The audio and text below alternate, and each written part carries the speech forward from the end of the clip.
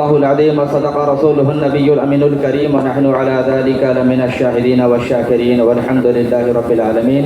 آئیے بلا کسی تعامل کے ہم اور آپ مل کر درود پاک پیش کریں. اللہم صلی علی سیدنا مولانا محمد وعلی آلہ وصحبہ وبارک وسلم اجمعین. صلاۃ و سلام علیک یا رسول اللہ صلی اللہ تعالی علیہ وسلم. حضرات یقیناً آج ہماری اور آپ کی دوہری خوش بختی ہے کہ ایک تو ہم ایسے پاکیزہ محفل میں بیٹھے ہیں جو ہمارے حج و عمرہ سے لوٹ کر آنے والے مہمان جناب عاشق بھائی ان کے والدہ محترمہ ہیں، تو دوسری طرف اس پاک محفل میں پیر و مرشد پیر طریقت رہبر راہ شریعت اولاد غوث اعظم سے خواجہ محب الحق صاحب زیدہ مجدہ بھی تشریف فرما ہیں. آپ حضرت کی چہرے کی زیارت کریں. میں تھوڑی دیر آپ کے روبرو حائل ہو گیا. سب سے پہلے میں تمام علماء کے جانب سے ہمارے حاجی عاشق حسین صاحب کو مبارکبادی پیش کروں کہ اللہ تبارک و تعالیٰ اپنے کرم سے ان کے حج کو اپنی بارگاہ میں قبول فرمائے، اور ان کے صدقے ہم تمام حاضرین کو اللہ توفیق خیر سے نوازے کہ ہم بھی اللہ کے اس پاک گھر کی زیارت کر سکیں اور حج کے اہم فریضے کو ادا کر سکیں. حضرات، اللہ تبارک و تعالیٰ نے جب روئے زمین کو پیدا فرمایا تو روئے زمین کے جس حصے کو سب سے پہلے پیدا فرمایا یہ وہی جگہ ہے جہاں پر آج کعبۃ اللہ شریف موجود ہے. کعبہ شریف کی تعمیر کم و بیش 10 مرتبہ ہوئی ہے. آج جو عمارت ہمارے سامنے موجود ہے حضرت ابراہیم علیہ نبینا علیہ السلام کی تعمیر کردہ عمارت ہے. جب ابراہیم علیہ السلام نے اس کی تعمیر مکمل فرمائی تو اللہ کی طرف سے حکم ہوتا ہے، اے ابراہیم میرے بندوں کو حکم دو کہ وہ میرے گھر کی زیارت کے لیے آئیں، میرے گھر کے طواف کے لیے آئیں. حضرت ابراہیم علیہ السلام نے ندا فرمائی، وَأَذِّنْ فِي النَّاسِ بِالْحَجِّ، اے ابراہیم لوگوں میں اعلان کر دو، حج کا اعلان کر دو. وہ اونٹ پر سوار ہو کر پیدل چل کر اس گھر کی زیارت کے لیے آئیں گے. مفسرین کرام نے اس آیت کریمہ کی جب تفسیر کی تو لکھا کہ جب خانہ کعبہ کی تعمیر کی گئی اور ابراہیم علیہ نبینا علیہ السلام نے لوگوں میں حج کا اعلان فرمایا تو گھر گھر جا کر اعلان نہیں فرمایا بلکہ اونچے پہاڑ پر کھڑے ہو گئے اور یوں اعلان فرمایا، وَأَذِّنْ فِي النَّاسِ بِالْحَجِّ، اے لوگوں اللہ کے گھر کی زیارت کے لیے آؤ، اس کے طواف کے لیے آؤ. تو جو لوگ زندہ تھے، جو لوگ موجود تھے، جہاں تک موجود تھے وہاں تک حضرت ابراہیم کی آواز پہنچی تو سب لوگ اللہ کے گھر کے طواف کے لیے آئے، حج بیت اللہ کے لیے آئے.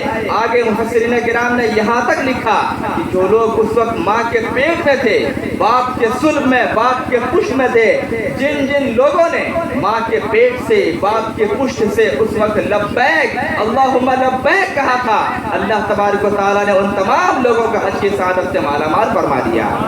مفسرین نے یہاں تک لکھا کہ آج جو ہم دیکھتے ہیں نا، کوئی ایک بار حج کر رہا ہے، کوئی 5 بار حج کو جا رہا ہے. اس کی کیا وجہ ہے؟ مفسرین نے اس کی وجہ یہاں تک لکھی ہے کہ جب ابراہیم علیہ السلام نے یہ ندا دی تھی تو جو بچہ ماں کے پیٹ میں، جو نطفہ باپ کے صلب میں ایک بار لبیک کہا تھا، اللہ نے اس کو ایک بار حج کی توفیق عطا کی، اور جو 2 بار لبیک کہا تھا اللہ نے اس کو 2 بار حج کی توفیق سے سرفراز فرمایا. اتنی بڑی سعادت کی بات ہے کہ اللہ کسی بندے کو اس پاکیزہ گھر کی زیارت نصیب فرما دے. میرے دوستو، آج دنیا میں بے شمار لوگ پیسے والے ہیں، بے شمار لوگوں کے اوپر حج ضرور فرض ہے، لیکن یقین جانے کہ اس کا علاج فقط پیسہ نہیں ہے. جب تک اللہ کی توفیق شامل حال نہ ہو جائے کوئی بندہ اس گھر کی زیارت کے لیے نہیں جا سکتا ہے. یہ ہمارے عاشق بھائی کے لیے اللہ کی طرف سے بہت بڑا انعام ہے، بہت بڑی توفیق ہے کہ اللہ نے اپنے اس پاک دیار کی زیارت کے لیے انہیں توفیق عطا فرمائی. اور وہ پاکیزہ دیار کہ جہاں پر ایک ایک قدم پر نیکی، جہاں کی فضاؤں میں شفا، جہاں کی ہوا میں شفا، جہاں کی ہر چیز میں نیکی ہی نیکی ہے. بلکہ علماء نے یہاں تک فرمایا کہ کعبہ شریف جو مسجد حرم شریف ہے کہ وہاں پر ایک نیکی کے بدلے اللہ تبارک و تعالیٰ 1,00,000 نیکیاں عطا فرماتا ہے. ذرا غور کرو کہ کعبہ شریف کا مقام اور مرتبہ کیا ہے. کعبہ فقط وہ نہیں ہے جو ہم اور آپ ایک عمارت کی شکل میں بلیک کلر کا گلاس اڑائے ہوئے دیکھ رہے ہیں، بلکہ کعبہ تو اللہ نے اس چیز کو بنایا ہے کہ جہاں آج کعبۃ اللہ موجود ہے وہاں سے لے کے 7ویں زمین کے نیچے تک اور اوپر اگر دیکھیں گے تو عرش اعظم تک پوری فضا اور پورے تحت الثری تک یہ پوری جگہ اللہ کا کعبہ ہے. یہ پوری جگہ تعظیم کی جگہ ہے. ہم جہاں طواف کرتے ہیں وہ ہم انسانوں کا کعبہ ہے، اور ٹھیک 7ویں آسمان کے اوپر اللہ نے بیت المعمور بنایا ہے جہاں پر فرشتوں کا کعبہ موجود ہے. نیچے بھی طواف ہو رہا ہے، اوپر بھی طواف ہو رہا ہے. یہ ساری فضا ساری زمین اللہ کا گھر ہے، جہاں چاہو قدم رکھو، ہر قدم کے بدلے، ہر نیکی کے بدلے اللہ تبارک و تعالی وہاں پر 1,00,000 نیکیاں عطا فرماتا ہے۔ اب ذرا غور کرو کہ اس پاکیزہ مقام پر ہر چیز متبرک ہے، ہر چیز اس کے محبوب بندوں کی یادگار ہے۔ آب زمزم کو دیکھ لو، آب زمزم کو اللہ نے ایسا پاکیزہ پانی بنایا ہے کہ جس کو پیو، جس نیت سے پیو تو اللہ وہی نیت پوری فرماتا ہے۔ بیماری سے شفا کی نیت سے پیو، اللہ شفا عطا فرماتا ہے۔ عمر کی درازی کی نیت سے پیو، تقویٰ کی نیت سے پیو، قلب کو صاف ستھرا بنانے کی نیت سے پیو، جس نیت سے پیو گے اللہ آپ کی نیت کو پوری فرما دے گا۔ حجر اسود کو دیکھو، علماء بیان فرماتے ہیں، محدثین نے لکھا ہے کہ جب جنت سے اس پتھر کو لایا گیا تھا تو یہ پتھر سفید تھا، یہ حجر اسود نہیں تھا بلکہ حجر ابیض تھا، سفید پتھر تھا۔ لیکن حضرت عمر فرماتے ہیں کہ لوگوں کے گناہوں کو چوستے چوستے یہ پتھر کالا پڑ گیا ہے۔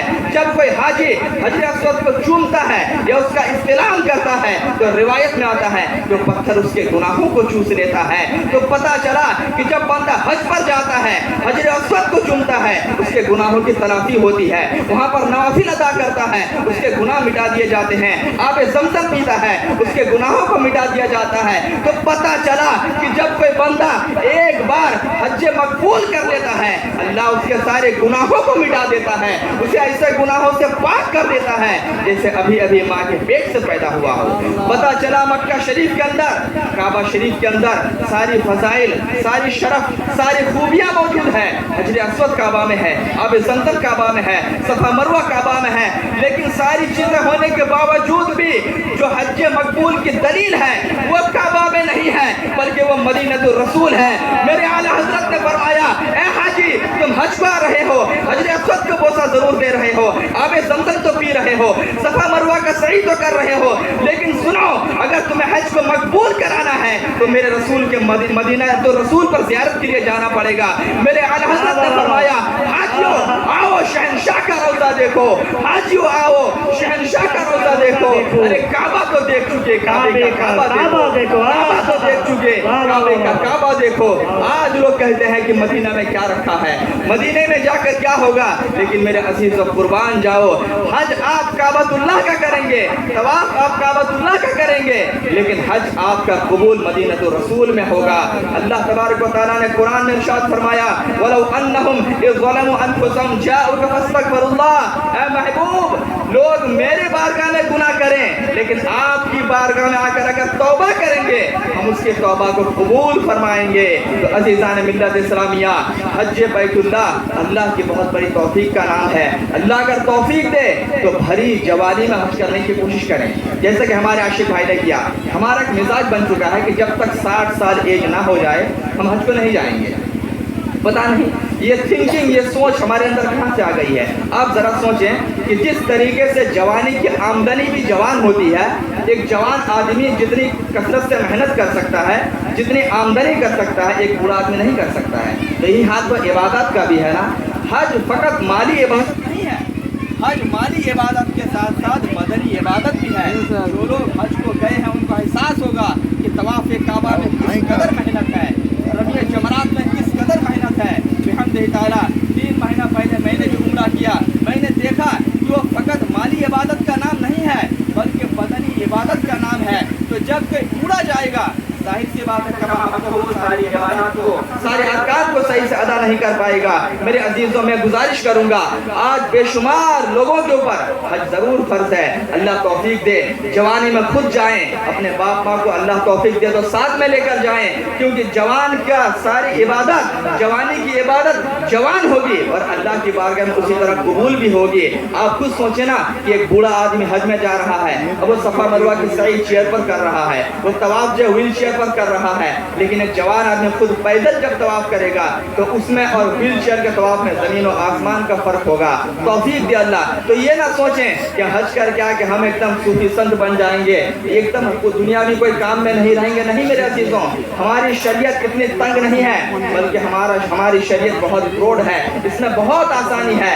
آپ حج کریں لیکن حج کے ساتھ ساتھ اپنی زندگی کو تبدیل کریں، کیونکہ روایت میں آیا ہے کہ حج مقبول کب ہوتا ہے؟ فقط مکہ مدینہ کی زیارت کرنے سے حج قبول نہیں ہو جاتا ہے، بلکہ حج مقبول کے علامات علماء نے یہ بیان فرمایا کہ اگر وہ آدمی پہلے بے نمازی تھا تو حج کے بعد وہ نمازی ہو جانا چاہیے، اس کے چہرے پر داڑھی کا نور نہیں تھا تو اب داڑھی کا نور آ جانا چاہیے، وہ پہلے لوگوں کی زمین ہڑپتا تھا، حج بیت اللہ کے بعد یہ سارا کام بند کر دینا چاہیے، وہ پہلے شراب کے اڈوں میں بیٹھتا تھا، تاش خوری کا تاش کے پتوں سے کھیلا کرتا تھا، لیکن حج کے بعد اس کی زندگی تبدیل ہو جانی چاہیے۔ علماء بیان فرماتے ہیں کہ جب کسی انسان کو دیکھو کہ حج کے بعد اس کی زندگی تبدیل ہو گئی تو جان لو اس کا حج اللہ تبارک و تعالیٰ نے قبول فرما لیا، لیکن اگر اس کا طور طریقہ اسی طرح رہا تو یقین جانو آپ ایک نہیں 50 بھی حج کر لو گے، آپ کا حج اللہ کے بارگاہ میں قبول نہیں ہوگا۔ میرے عزیزوں، اللہ کے لیے حج کرو، اللہ کے رسول کی رضا کے لیے حج کرو۔ ہم اللہ کے بارگاہ میں دعا کرتے ہیں کہ اللہ تبارک و تعالیٰ تمام حاضرین کو حج بیت اللہ کی توفیق سے سرفراز فرمائے، اور ہمارے بیان کرنے میں اگر کسی قسم کی غلطی سرزد ہو گئی ہو تو مولا اپنے کرم سے معاف عطا فرمائے۔ استغفر اللہ ربی من کل ذنب واتوب الیہ ولا حول ولا قوة الا باللہ العلی